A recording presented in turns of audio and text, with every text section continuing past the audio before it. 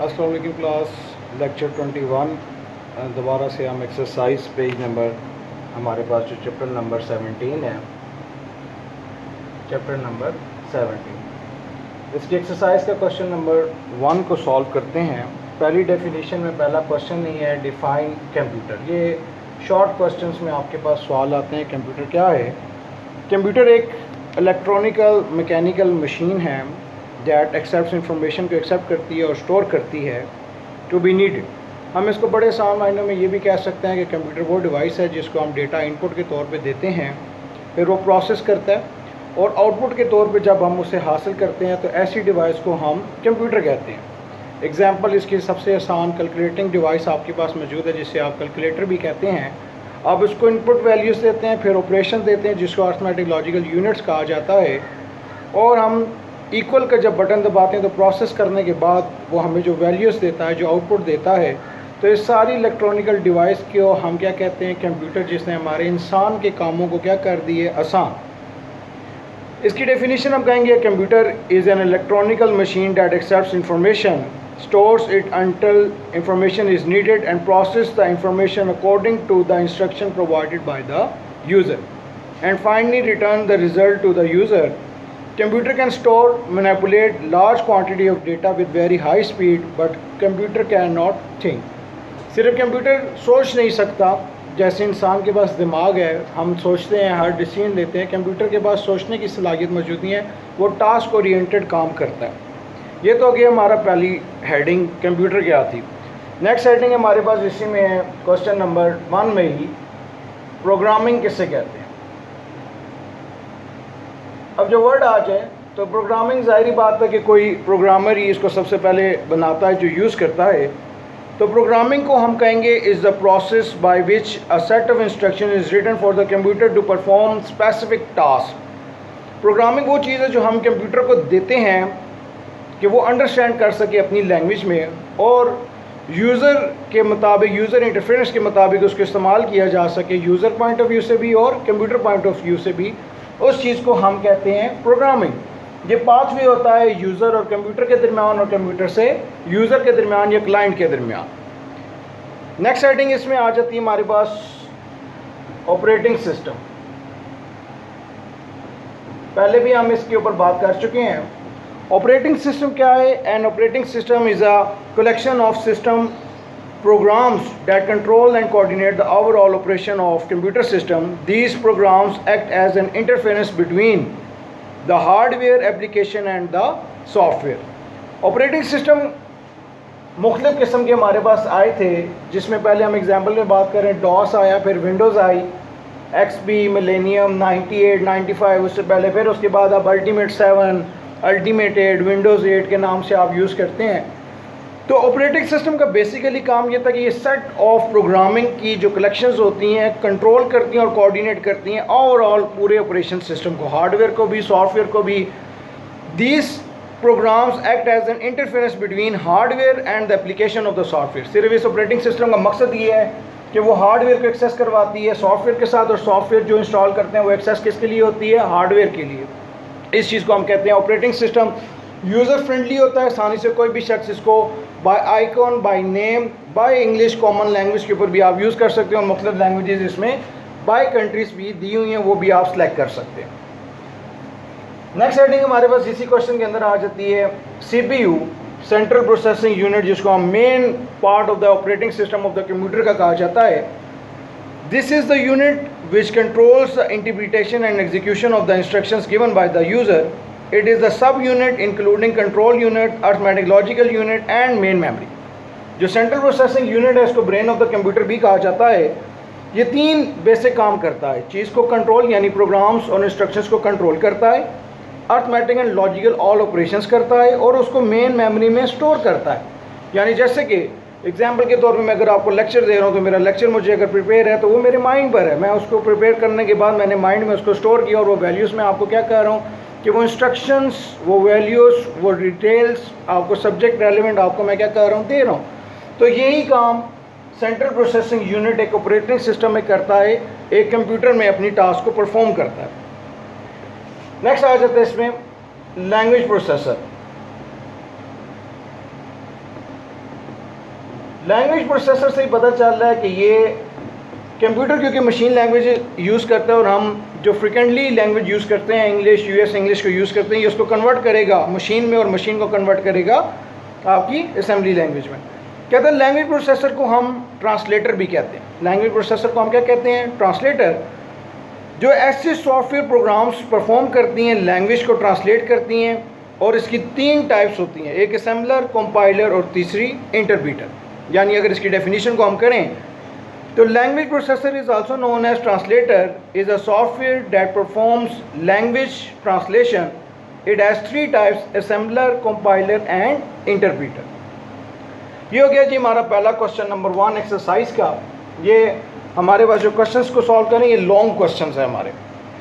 अब मज़ीद आपसे आगे कुछ शॉर्ट क्वेश्चंस पूछता है। डिफ्रेंशिएट बिटवीन बताएं hardware and software, analogue and digital, control unit, arithmetic, RAM, ROM, main memory, secondary memory, hard copy, soft copy, system software, application software, assembler, compiler, decimal number, floppy disk और compact disk और low level language और high level language. पहली बात करते हैं हम इसमें difference between hardware and software का। हार्डवेयर एंड सॉफ्टवेयर, अगर हम हार्डवेयर की बात करें, all electronical and physically part of the computer को हम क्या कहते हैं? Computer hardware. ऐसे आलात या ऐसी फिजिकल एक्सेसिबिलिटी जो कंप्यूटर के पार्ट्स हैं जो हमें फिजिकली तौर पे नज़र आते हैं, जिसको टच किया जा सकता है, वो तमाम तर हमारे पास क्या कहलाएंगे? कंप्यूटर के हार्डवेयर बात कराएंगे। उन्हीं हार्डवेयर को चलाने के लिए जो सेट ऑफ इंस्ट्रक्शन इनेबल करती हैं कि कंप्यूटर वो टास्क परफॉर्म कर सके, तो उनको हम क्या कहते हैं? सॉफ्टवेयर। यानी ऐसी इंस्ट्रक्शन जिसमें हार्डवेयर काम करेगी, वो सब चीज़ें हमारे पास क्या होंगी? सॉफ्टवेयर। तो सॉफ्टवेयर की डेफिनेशन हम कहेंगे the order set of instruction which enables the computer to perform a specific activity is known as computer software. अगली हेडिंग हमारे पास इसमें नेक्स्ट क्वेश्चन का डिफरेंस है एनालॉग कंप्यूटर और दूसरी तरफ हमारे पास digital computer. Analog computer and digital computer. Analog computer की बात करते हैं डिटेल्स में। तो पहले analog computer represent data as physical quantities and operate on data by manipulating it. Data को मैनिपुलेट करता है, क्वांटिटीज़ के लिहाज से डिज़ाइन करता है, प्रोसेस करता है और वेरिएबल क्वांटिटीज़ को कंटिन्यूस फ्राहम करता है। ये ट्रांसलेट करता है relation between variable and problems into analogue relation between original problem solving the equivalent problem में करता है, और एनालॉग data set of electronically circuits में हमें डेटा फ्राहम करता है। तो हम अगर इसकी आसान डेफिनेशन ये कर लें कि एनालॉग कंप्यूटर वो कंप्यूटर हैं जो सिर्फ फिजिकली क्वांटिटीज़ होने के ऑपरेटिंग सिस्टम के टास्क परफॉर्म करते थे।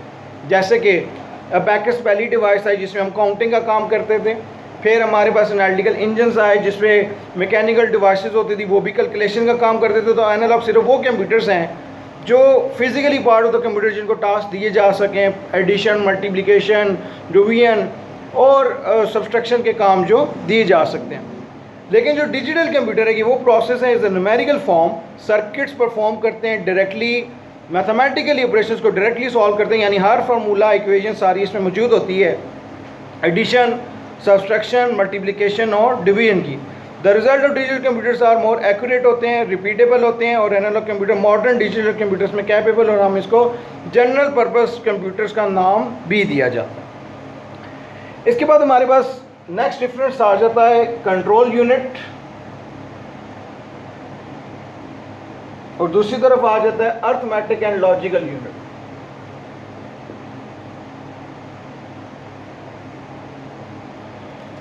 कंट्रोल यूनिट जैसे कि हमने पहले बात की, ये कंप्यूटर का main part of the computer का होता है, जो कि ब्रेन जिसको कहा जाता है, जो कंप्यूटर की तमाम ऑपरेशंस को कंट्रोल करता है, उसे हम कंट्रोल यूनिट भी कहते हैं। और अर्थमेटिक लॉजिकल की बात करेंगे यूनिट की, तो तमाम लॉजिकल सर्किट जिसमें अर्थमेटिक ऑपरेशंस, मैथमेटिकल इक्वेशंस जो काम की जाती हैं, वो सब किस में आती हैं? अर्थमेटिक एंड लॉजिकल यूनिट्स में आती हैं।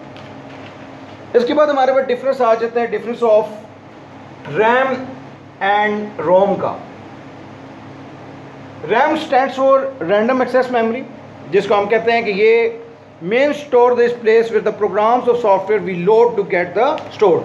ये प्रोग्राम में जो हम स्टोर करते हैं और उनको चलाने के लिए जो काम करते हैं, एक्सेसिबिलिटी जिसको कह सकते हैं, तो उसको हम कहते हैं रैम, कि कितने जल्दी हम कोई काम, टास्क परफॉर्म कर सकते हैं, एक्यूरेटली, स्पीड के साथ और जल्दी काम लेना, वक्त के ऊपर लेना, ये सब चीज़ किस में आ जाती है? रैम में, रैंडम एक्सेस मेमोरी। इसमें डेटा परमानेंटली स्टोर्ड कभी नहीं होता। इसमें डेटा जैसी मेमोरी ऑफ हो, कंप्यूटर ऑफ करें तो आपका डेटा क्या होगा? ख़त्म हो जाएगा, उसमें स्टोर नहीं रहेगा। RAM stands for random access memory. This is real main store and place with the program of the software load करता है and the central processing unit program होता है जो कि डेटा फेच करेगा इंस्ट्रक्शंस के ऊपर। Central processing unit need to store the result of calculation, हम इसमें क्या करते हैं? हासिल करते हैं। उसके बाद हमारे पास आ जाता है रोम की बात करते हैं। रोम stands for read only memory, जो कि सीपीयू में परमानेंटली डेटा स्टोर होता है, जो कि एक प्रोग्रामर या ऑपरेटर जो कि कोई भी ऑपरेटिंग सिस्टम बनाता है तो वो इस डेटा अपनी वैल्यू स्टोर करता है। ये ज़्यादातर ओवर रिटर्न नहीं होती, सिर्फ प्रोग्रामर चाहे तो उसको ओवर रिटर्न करा सकते हैं। ROM memory is use for storing special task, जो हम यूज़ करते हैं, स्पेशल टास्क जो होते हैं कंप्यूटर के, उनको सॉल्व करने के लिए यूज़ करते हैं। जैसे कि कंप्यूटर आप ऑन करते हैं तो आपका कोई भी ब्रांडेड कंप्यूटर है तो डेल का है तो पहले डेल लिखा आएगा, उसका ऑपरेटिंग सिस्टम आएगा कि आपकी ये हार्डवेयर ओके है, फिर वो फर्दर ऑपरेटिंग सिस्टम को लोड करता है और आपकी विंडोज़ स्टार्ट हो जाती है। ये टास्क आपकी कौन सी रैम परफॉर्म करती है? जो रोम परफॉर्म करती है, जिसको मेमोरी कहते हैं, वो रोम परफॉर्म करती है। अब हम बात करते हैं मेन मेमोरी और सेकेंडरी मेमोरी की। मेन मेमोरी क्या है? Main memory and secondary memory.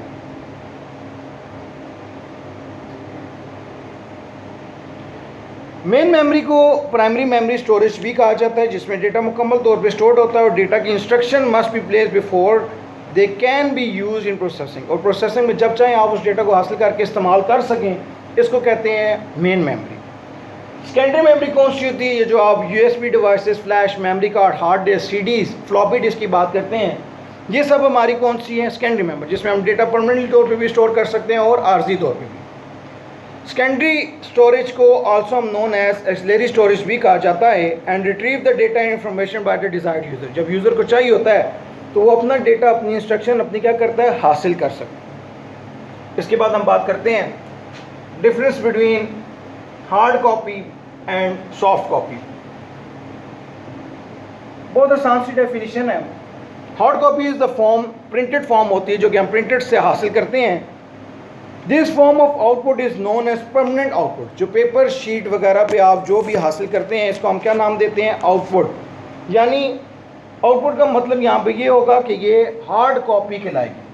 कोई भी ऐसी चीज़, कोई भी ऐसा डॉक्यूमेंट, कोई पिक्चर, थीम, पेंटिंग, कोई भी चीज़ जो आपने प्रिंटेड फॉर्म में ली है और उसकी हार्ड कॉपी मौजूदा स्टोर कर सकते हैं, तो ये हमारे पास कहलाएगी हार्ड कॉपी। सॉफ्ट कॉपी की बात करेंगे। दिस रिजल्ट अपीयर, जो सिर्फ मॉनिटर स्क्रीन पर शो होती है, जो कि सॉफ्ट कॉपी कहलाती है। आउटपुट इसकी टेम्परेरी नहीं होती, can not be retained of the computer to be turned off. Computer में उसको हमने प्रोग्राम को या उस एप्लीकेशन को या उस डॉक्यूमेंट को सेव नहीं किया तो वो डेटा आपका क्या होगा? ख़त्म हो जाएगा।